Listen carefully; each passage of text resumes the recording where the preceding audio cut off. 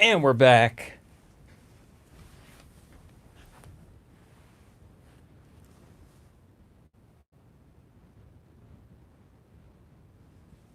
Welcome back, welcome back. I guess we just got to do the intro one more time. It's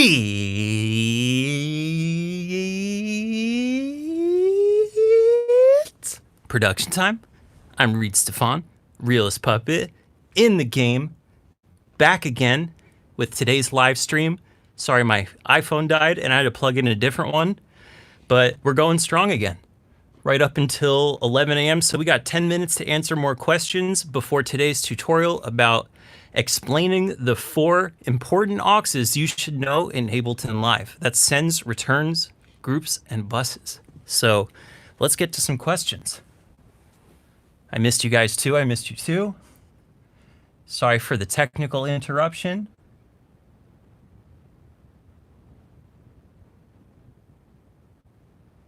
Let's see. I've noticed you've been talking about mixing a beat and recording vocals in a different session. Do you find your mixes sound better this way? Not really better. They sound the same, actually. I was hoping that when I opened Pro Tools, it would magically sound better, but it didn't. It really did sound the same. So I really just do that because of the shortcuts and workflow that you get for making beats in Ableton and the shortcuts and workflow that you get for making vocals in Pro Tools.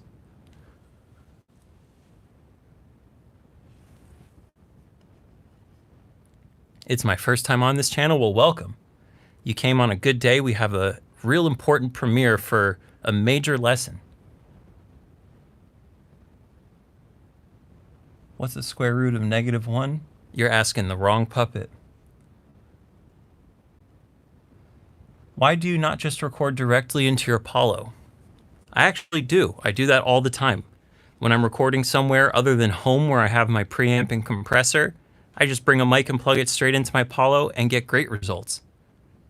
So it's not that I don't, it's just I don't really need to here at home. I have the compressor and the preamp and I like to use them and they save me some time. So I do. I use them.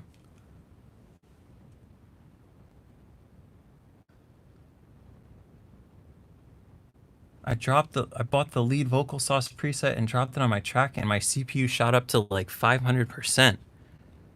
And that's the one with the stock plugins. That's weird. It shouldn't be going up to 500% because it's all stock plugins.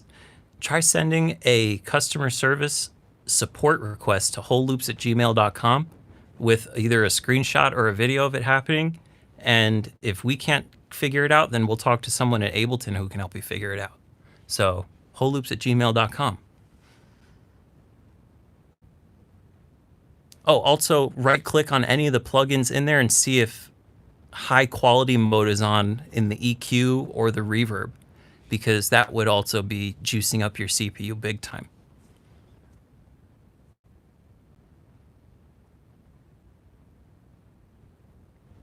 So if I don't have studio monitors, do I also need an interface if I'm not planning on plugging a mic or guitar in? No, you don't need an interface. You only need an interface to interface between speakers and your computer, or a mic and a computer or guitar or whatever. So if you're not interfacing anything, then you don't need an interface because you could just open up your computer and make a beat with everything that's inside the box and just use your headphone jack for your headphones or for any other speakers. So you don't need an interface. Your computer already has a built-in interface. Not a good one, but a built-in one.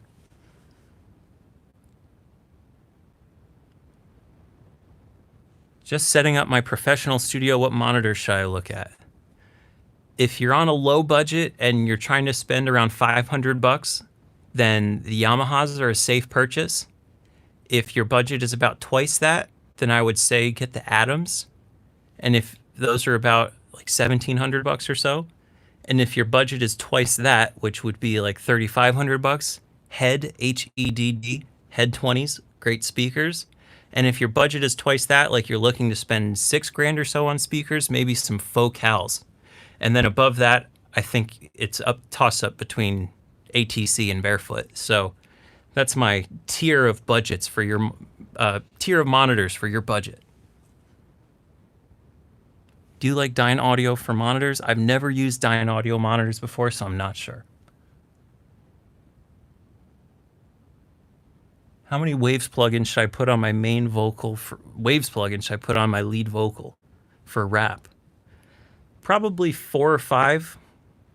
And then those will get sent off to other reverb and delay plugins potentially, so maybe even up to 7 to mix a vocal. Probably 7 different plugins needed if I had to come up with like an estimated figure. Tips for wide mixing in Ableton.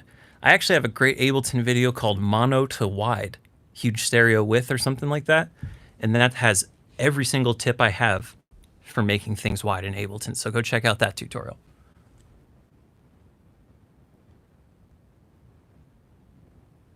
How do you draw the line between over-compressed or too quiet?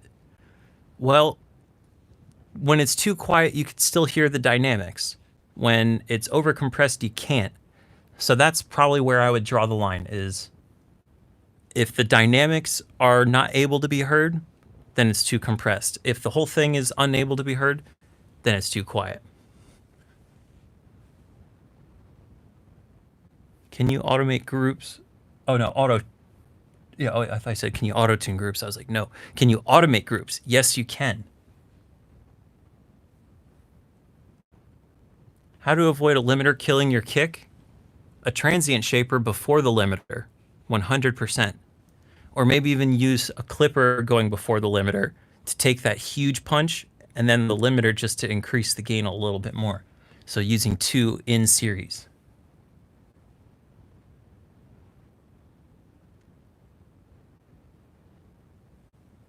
I'm about to digitize a large record collection for future online radio streaming.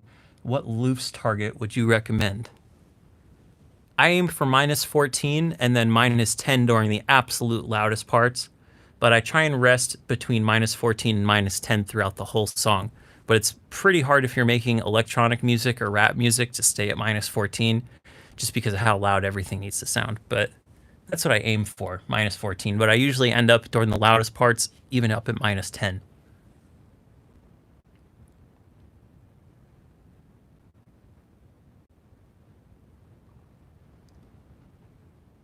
Let's see. What's the weirdest way you have used a vocoder? I don't know. I think I've pretty much just used it the normal way. I don't think I've done anything too crazy other than synthesizing a voice. What do you know about Indonesia? I've been to Jakarta about 3 times and Bali about 2 times and seen some clubs and hotels, and that's unfortunately all I know because I didn't get to spend too much extra time there when I went there. I just kind of went in, DJ'd, and got out. Favorite way to have coffee is not at all. I like the way coffee smells before you roast it, but I don't know. Once it's been roasted, it just smells like absolute gunk to me. I don't know why.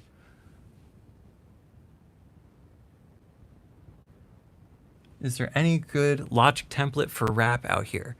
If you get the Waves Vocal Sauce product, that actually comes with a Logic template to sauce up not only your lead vocals, but your whole vocal production. So check out Lead Vocal Sauce or UAD Vocal Sauce for some Logic templates.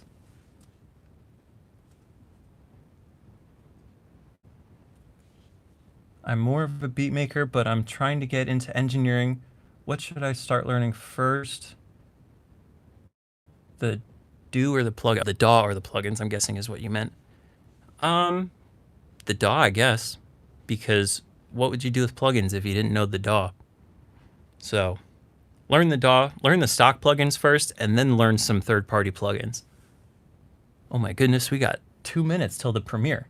Like I said at 11 a.m., we're premiering a full explanation of sends, returns, buses, and groups in Ableton. So you're not going to want to miss this.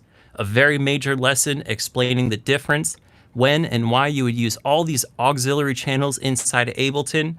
So in 2 minutes, you're going to want to go over to that video and we're going to pick up the conversation there. Which we'll try and get some extra questions in the last minute. Which DAW do you use? I use Ableton for beats, Pro Tools for vocals. But sometimes I make the whole song in Ableton if it's not a big vocal production, like a rap with 1 layer and some ad-libs. no need to open up Pro Tools for that. But if there's going to be harmonies and stacks and pre-choruses and bridges and all this stuff, yeah, Pro Tools is way more organized.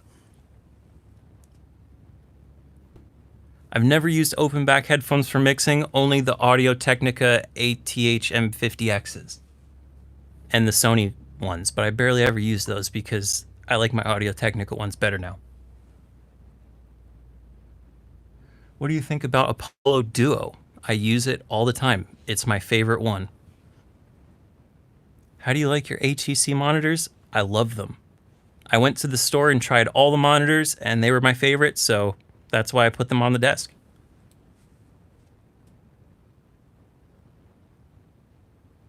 If we need headroom, why can't we just turn down the master channel? You can. That's a great way to make headroom. You can turn down the first plugin in your master chain, the input on it. Like if it's Ozone, just grab the input gain, turn it down. Great solution. Are you going to release another EP like My Name is Reid? Yes, I am. I'm actually stacking heat for it right now. So, more music is on the way. Have you ever tried head monitors? Yes. I like them a lot. I've tried them at my friend's studio and at the store the day that I bought my ATCs. Best monitors for the $2 to $3 grand price point, for sure.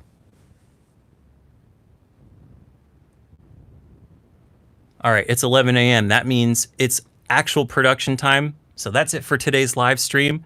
If you have any questions, you could save them for next week or put them in the comment of today's tutorial that I just uploaded. So head over to my actual upload for the explanation of buses, returns, sends, and groups. And I appreciate you guys watching today's live stream, and I'll catch you guys next time in the actual tutorial. So I'll see you in just a minute. Peace out.